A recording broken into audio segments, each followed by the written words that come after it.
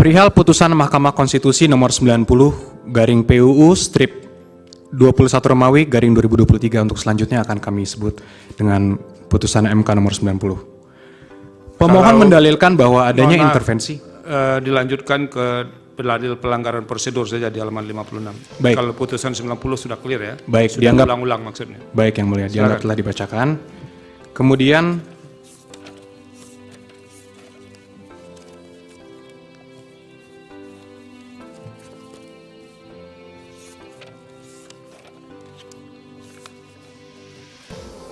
perihal dalil pelanggaran prosedur.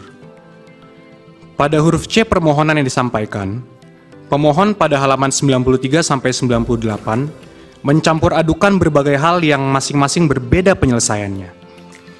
Disebutkan sebagai pelanggaran prosedur yakni sebagai berikut: manipulasi DPT dan seterusnya dianggap dibacakan. Sebagai pihak pemohon, maka yang bersangkutan harus memberikan data-data yang relevan dan valid. Demikian itu sangat penting dalam rangka membuktikan terjadinya migrasi suara. Migrasi suara yang terjadi harus demikian jelas, dan hasil penjumlahannya harus relatif sama. Ternyata uraian 8 pelanggaran prosedur tersebut tidak memiliki data-data yang mencukupi. Pemohon tidak mampu membuktikan adanya perpindahan atau migrasi suara secara paralel dan signifikan. Kemudian yang menjadi persoalan, terhadap dalil yang disampaikan tersebut, apakah menjadi layak untuk diadili oleh Mahkamah Konstitusi? Dari 8 persoalan, hanya 1 dalil yang terkait dengan migrasi suara, yakni pengurangan suara pemohon, didalilkan oleh pemohon terjadi di 2 TPS. Yaitu pertama, didalilkan telah terjadi pengurangan suara pasangan calon nomor urut 1 di TPS 006, Kelurahan Soko, Kecamatan Dewe, Kabupaten Kudus. Suara pasangan calon nomor urut 1 dalam C1 plano tertulis 9 suara sah. Namun dalam penulisan di dalam perhitungan KPU terinput 4 suara. TPS yang kedua adalah TPS 001 Kelurahan Kalirejo, Kecamatan Kebumen, Kabupaten Kebumen. Suara pasangan calon nomor urut 1 tertulis 38 suara sah. Namun dalam C penulisan di dalam perhitungan di KPU terinput 28 suara. Kemudian pengurangan suara yang terjadi pada 2 TPS tersebut hanya berjumlah 15 suara. Sedangkan pasangan calon nomor urut 1 secara nasional memperoleh 40.971.906 suara. Dan pasangan calon nomor urut 2 memperoleh 96.214.691 suara. Oleh karenanya, selisih suara yang diperoleh oleh pasangan calon nomor urut 1 dengan pasangan calon nomor urut 2 adalah 55.242.785 suara. Sehingga dengan selisih suara yang sangat jauhnya, masih layakkah untuk diadili oleh Mahkamah Konstitusi? Tentu sangat tidak layak. Kemudian dalam hal rekapitulasi penghitungan perolehan suara secara nasional, Pasal 407 ayat 1 Undang-Undang Pemilu menyebutkan, dianggap dibacakan, peserta pemilu dimaksud adalah partai politik untuk pemilu anggota DPRD provinsi, anggota DPRD kabupaten kota, perseorangan untuk pemilu anggota DPD, dan pasangan calon yang diusulkan oleh partai politik atau gabungan partai politik untuk pemilu presiden dan wakil presiden. Mengacu pada ketentuan pasal 407 ayat 1 Undang-Undang Pemilu, maka dugaan terjadinya pelanggaran, penyimpangan, dan atau kesalahan dalam pelaksanaan rekapitulasi perhitungan perolehan suara secara nasional menjadi kewenangan Bawaslu. Dengan demikian terhadap dugaan terjadinya pelanggaran, penyimpangan, dan atau kesalahan dalam pelaksanaan rekapitulasi perhitungan perolehan suara, kalaupun benar ada kuat non, harus diselesaikan hanya, sekali lagi, hanya oleh Bawaslu, bukan oleh Mahkamah Konstitusi. Selanjutnya, pemohon mendalilkan dalam permohonannya, kami anggap telah dibacakan, ada 19 poin yang mulia. Dapat kami sampaikan bahwa seluruh dalil tersebut adalah tidak benar dan tidak terbukti kebenarannya. Dan seandainya pun benar ada, kuat non, tidak terbukti pula ada kaitannya atau hubungannya dengan signifikansi perolehan suara yang diperoleh oleh pasangan calon nomor urut 2. Artinya, perbuatan-perbuatan tersebut seandainya pun ada, quote non, tidak dapat dibuktikan ada hubungan kausal atau pengaruh dengan perolehan suara yang diperoleh oleh pasangan calon nomor urut 2. Terlebih lagi, kesemua hal tersebut di atas tidak dapat dibuktikan secara terstruktur, sistematis, dan masif. Dalil-dalil permohonan tersebut di atas hanyalah merupakan tuduhan-tuduhan yang tidak berdasar dengan menggunakan narasi-narasi yang di dalamnya terkandung diksi-diksi curang dan menyesatkan, semata-mata hanya untuk menggiring opini dengan tujuan mendegradasi terpilihnya pasangan calon nomor urut 2. Tuduhan-tuduhan tersebut adalah tuduhan yang sangat menyakitkan karena telah menafikan hak mayoritas rakyat Indonesia untuk menentukan pilihannya memilih pasangan Prabowo Gibran yang begitu dicintai dan diharapkan oleh mayoritas rakyat Indonesia sebagai presiden dan wakil presiden Indonesia. Hal ini terlihat dari besarnya jumlah suara yang diberikan oleh rakyat kepada pasangan Prabowo Gibran, yaitu sebanyak 96.214.691 suara, atau setara dengan 58,58%. Oleh karena itu, dapat disimpulkan bahwa pihak pemohon tidak pada tempatnya mendalilkan dan memohon mendiskualifikasi pasangan calon Prabowo Gibran sebagai calon presiden dan wakil presiden kepada Mahkamah Konstitusi, karena hal tersebut menjadi kewenangan Bawaslu. Hanya ada satu kewenangan Mahkamah Konstitusi dalam sengketa pemilu presiden dan wakil presiden, yakni terhadap hasil perhitungan suara yang mempengaruhi penentuan terpilihnya pasangan calon atau penentuan untuk dipilih kembali pada pemilu presiden dan wakil presiden sesuai pasal 475 ayat 2 Undang-Undang Pemilu. Bagian berikutnya yang mulia, kami masuk kepada dugaan pelanggaran yang dilakukan oleh pemohon. Dalil-dalil pemohon terkait tuduhan pelanggaran yang dilakukan pihak terkait hanyalah merupakan tuduhan-tuduhan yang tidak berdasar dengan menggunakan narasi-narasi yang di dalamnya terkandung diksi-diksi curang dan menyesatkan semata-mata hanya untuk menggiring opini dengan tujuan mendegradasi terpilihnya pasangan calon nomor urut 2. Adapun yang sebenarnya terjadi, justru pemohonlah yang tercatat diduga melakukan berbagai pelanggaran pemilu berdasarkan data Bawaslu sebagai berikut. Kami izin hanya membacakan mungkin 2 saja yang mulia, total ada 36 laporan. Ya, silakan. Yang pertama, laporan terhadap paslon 01 di KPU RI tanggal 14 November 2023 atas pelanggaran pasal 27 ayat 1 Peraturan KPU nomor 20 tahun 2023. Yang kedua ada lagi laporan terhadap cawapres paslon 01 di Smesco Convention Hall, Jakarta Selatan, DKI Jakarta tanggal 29 November 2023 atas pelanggaran pasal 28 ayat 1 huruf C dan D Undang-Undang Pemilu dan pasal 72 ayat 1 huruf C dan D Peraturan KPU nomor 20 tahun 2023. Itu 2 dari total 36 dugaan terjadinya pelanggaran yang kami anggap telah dibacakan, yang mulia. Ya, lanjut halaman 69 huruf E.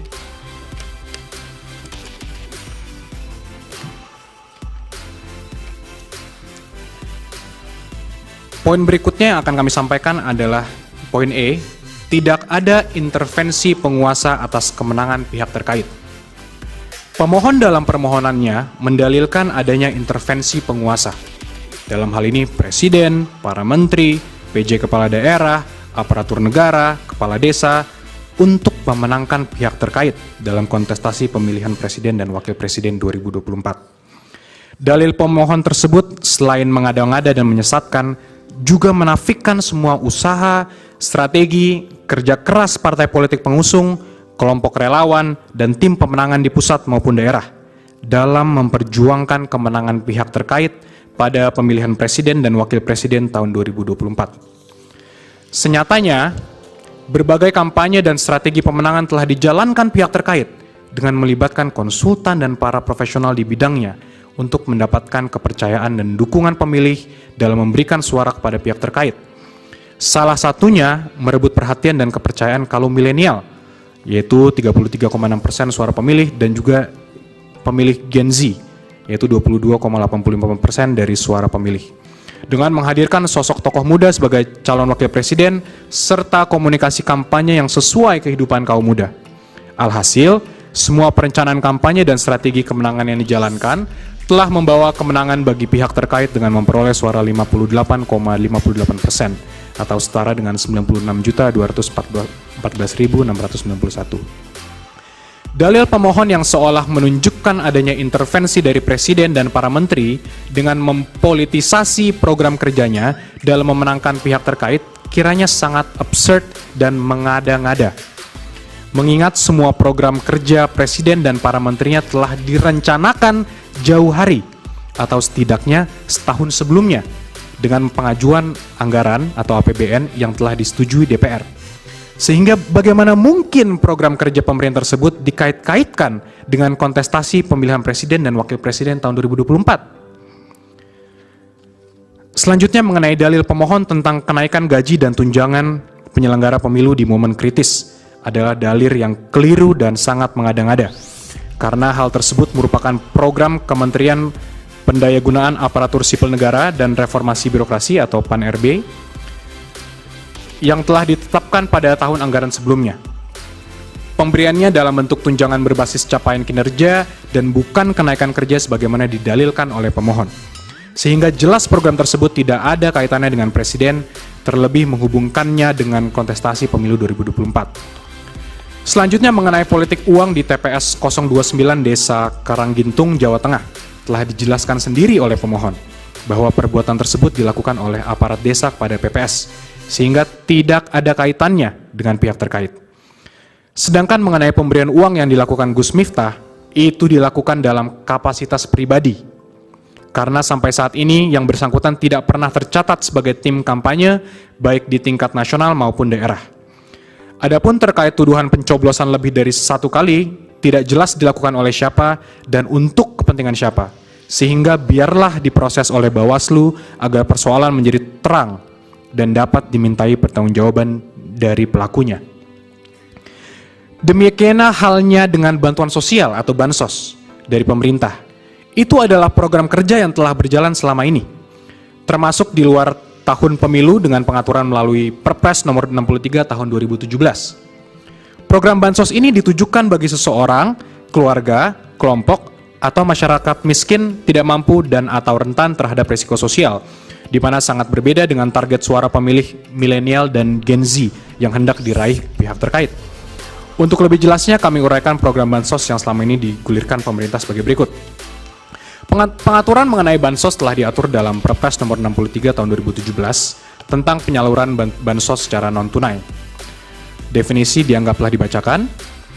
Bansos dapat diberikan apabila terjadi potensi kerentanan sosial yang ditanggung oleh seseorang, keluarga, kelompok, dan atau masyarakat sebagai dampak krisis sosial, krisis ekonomi, krisis politik, fenomena alam, dan bencana yang jika tidak diberikan bansos akan semakin terpuruk dan tidak dapat hidup dalam kondisi wajar, sebagaimana dalam pasal 1 angka 2 Perpres 63 tahun 2017 yang definisinya dianggaplah dibacakan.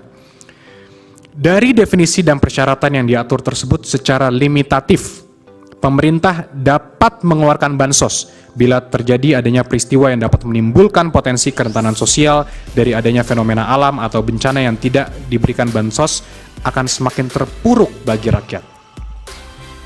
Hal ini merupakan pelaksanaan pasal 28A Undang-Undang Dasar tahun 1945, di mana negara memiliki kewajiban untuk memenuhi hak dasar warga negaranya. Selanjutnya, berdasarkan pada data BNPB, Indonesia mengalami fenomena alam dan bencana yang terjadi sebanyak 331 bencana banjir, atau sekitar 44% dari total kejadian bencana yang terjadi pada periode Januari hingga Maret 2023, yang berdampak gagal panen akibat banjir, dengan total lahan sekitar 54.000 hektar pada 136 kabupaten kota di 20 provinsi. Dengan adanya fenomena alam atau banjir yang terjadi di 136 kabupaten kota pada 20 provinsi, maka akan berdampak pada keberlangsungan hidup rakyat yang berdampak gagalnya panen akibat banjir. Presiden sebagai pemimpin tertinggi haruslah sensitif dan prihatin untuk secara tepat dan tegas untuk mengeluarkan kebijakan dalam bentuk bantuan sosial kepada rakyatnya. Oleh karena itu, Presiden diberikan kewenangan oleh undang-undang untuk melakukan perubahan APBN sebagaimana dalam pasal 20 ayat 1 huruf F Undang-Undang APBN tahun 2024. Berdasarkan aturan hukum tersebut, pasal 20 Undang-Undang APBN tersebut, Presiden dapat melakukan perubahan anggaran belanja negara terkait adanya penanggulangan bencana, sehingga tindakan Presiden Jokowi telah sesuai hukum dengan melakukan perubahan anggaran belanja negara dikarenakan adanya bencana banjir yang berdampak pada gagalnya panen yang terjadi pada 54.000 hektar lahan pertanian dan akan mengancam keberlangsungan hidup rakyat Indonesia. Dalil permohonan pemohon yang mempermasalahkan penggunaan bansos untuk pemenangan pihak terkait yang dilakukan Presiden Jokowi seharusnya menggunakan instrumen-instrumen hukum terkait kepemiluan. Sejak berlakunya Undang-Undang Nomor 7 Tahun 2017 tentang Pemilu, telah ada pembagian kewenangan dalam rezim kepemiluan. Jenis pelanggaran administrasi pemilu dan sengketa proses pemilu yang merupakan kewenangan dari Bawaslu, pelanggaran pidana pemilu merupakan kewenangan Gakumdu, dan sebuah lembaga yang memeriksa dan mengadili pelanggaran etik penyelenggara pemilu melalui DKPP, serta perselisihan hasil pemilu merupakan kewenangan dari Mahkamah Konstitusi. Bila berkaca pada pembagian kewenangan dalam rezim kepemiluan dihubungkan dengan dalil permohonan pemohon tersebut, maka dalil tersebut dapat dikategorikan sebagai pelanggaran pemilu bila hal tersebut terbukti sebagai pelanggaran pemilu. Hal ini berdasarkan pada pasal 283 ayat 1 Undang-Undang Pemilu yang dianggap telah dibacakan. Dari uraian di atas, pelanggaran pemilu dapat dilihat dari definisinya dalam pasal 1 angka 31 per Bawaslu nomor 8 2022 dianggap telah dibacakan. Sehingga bila pemohon yang mendalilkan adanya pelanggaran pemilu, maka pemohon dapat melaporkan pelanggaran tersebut kepada Bawaslu untuk dapat mengkualifisir apakah sebagai pelanggaran pemilu atau pidana pemilu. Berdasarkan hasil kualifisir tersebut, Bawaslu akan mendistribusikan kasus sengketa pemilu ke Dewan Kehormatan Penyelenggara Pemilu, KPU, Peradilan Umum, ataukah Peradilan Tata Usaha Negara.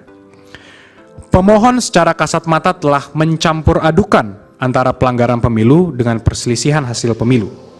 Dengan catatan, itu pun kalau pelanggaran pemilu yang didalilkan dapat dibuktikan secara sah dan meyakinkan.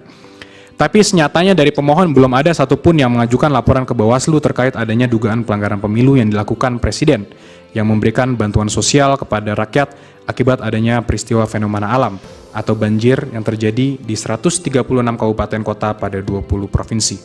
Dilanjut ke huruf L, halaman 76, kesimpulan semuanya itu. Baik, Yang Mulia.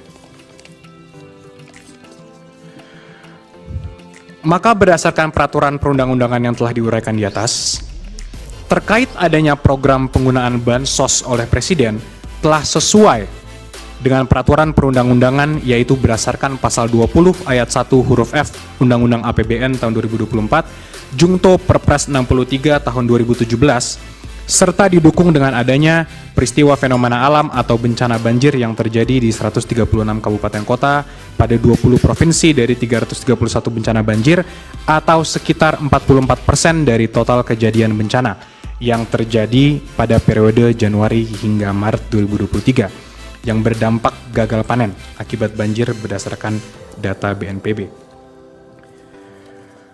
Sebagaimana telah kami singgung pada bagian pendahuluan, program Bansos merupakan amanat konstitusi yang bertujuan untuk sebesar-besarnya kemakmuran rakyat, yang mana sepanjang program Bansos dimaksud kemudian secara normatif telah dimasukkan ke dalam kerangka APBN yang dibahas dan disepakati bersama antara pemerintah, DPR RI, maka hal-hal lebih lanjut dan teknis dalam penyalurannya ialah menjadi open legal policy dari pemerintah. Dalil pemohon yang menyatakan Presiden melakukan 16 kali kunjungan selama 4 bulan pada kantong-kantong suara rendah Prabowo di tahun 2014 dan 2019 kiranya mengada-ngada dan menyesatkan publik. Adapun sebagaimana pemberitaan di berbagai media, kunjungan Presiden dan menterinya dalam kurun waktu tersebut berkaitan dengan penyaluran bansos terhadap masyarakat berdampak banjir dan fenomena El Nino yang terjadi di daerah tersebut, yang diantaranya berdampak gagal panen dan sebagainya. Wilayah kunjungan tersebut bukanlah kantong-kantong suara rendah Prabowo di tahun 2014 dan 2019. Sehingga dalil yang dikemukakan pemohon jelas mengada-ngada dan ilusoir semata.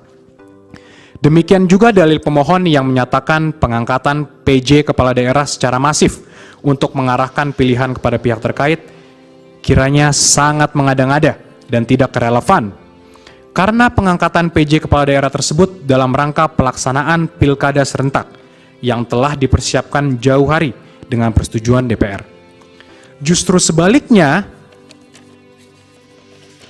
dari beberapa dokumen terbukti bahwa beberapa orang PJ kepala daerah yang telah memberikan dukungan kepada pasangan calon presiden dan wakil presiden nomor urut 1 maupun pasangan calon presiden dan wakil presiden nomor urut 3 dengan uraian sebagai berikut. Pertama, adanya fakta integritas yang ditantangani oleh PJ Bupati Sorong untuk memenangkan paslon nomor urut 3 dalam kontestasi pemilihan umum presiden tahun 2024. Kasus penggeledahan PJ Bupati Sorong oleh KPK di rumah dinas PJ Bupati Sorong menemukan fakta integritas PJ Bupati Sorong yang diwajibkan mendukung pasangan Ganjar Mahfud. Kemudian adanya keterlibatan BIN sebagaimana beredarnya video pencoblosan surat-suara di luar waktu pemilihan yang terjadi di PPLN Kuala Lumpur dan persoalan DPT di Kuala Lumpur yang diduga melibatkan unsur-unsur dari BIN. Waktunya tinggal 7 menit ya. Baik, Yang Mulia.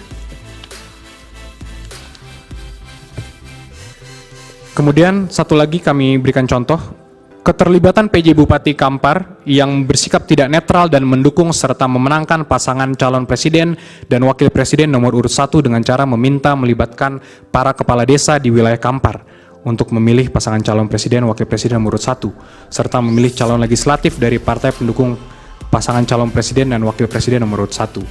Dan kemudian PJ Bupati Kabupaten Kampar telah dicopot oleh Menteri Dalam Negeri sebagaimana surat keputusan Menteri Dalam Negeri nomor 100.2.1.3 strip 6598 tahun 2023 tentang pemberhentian dan pengangkatan pejabat Bupati Kampar. Selebihnya kami anggap telah dibacakan, Yang Mulia. Dan selanjutnya dalil pemohon yang menyatakan Presiden melanggar TAP MPR Romawi 9 garing MPR garing 1998 dan sejumlah peraturan lainnya terkait larangan nepotisme kiranya tidak tepat karena yang dimaksud nepotisme bila mana pejabat mengangkat anak atau saudaranya secara appointed. Sedangkan jika sang anak dipilih rakyat atau elected, maka tidak termasuk nepotisme. Larangan ini bukan dimaknai seolah anak pejabat tidak boleh berkarir. Untuk penutup akan dilanjutkan dan disampaikan oleh Prof. Fatwa Hasibuan. Terima kasih Yang Mulia.